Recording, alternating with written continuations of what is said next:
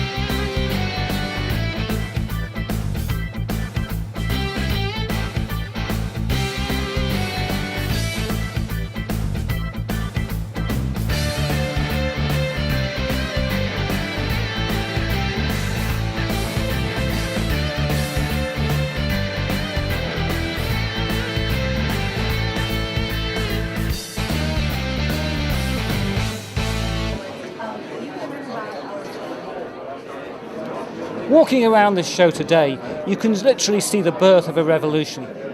This show isn't about any particular technology, new entrant or new application, but it's showing how so many companies and so many innovators are now working to make 3D printing the next thing that can transform our lives.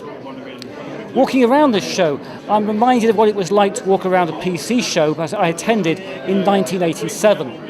At that time, personal computers really were only just starting to take hold. They clearly hadn't transformed the world, but you could see that the foundation had been laid. And it's the same here today with 3D printing. There aren't 3D printers in existence yet that can enable easy manufacturing in the home or things to be printed on demand. But you can see that in 5 to 10 years' time, that sort of technology is going to be possible. But now that's it for another video, and I hope to talk to you again very soon.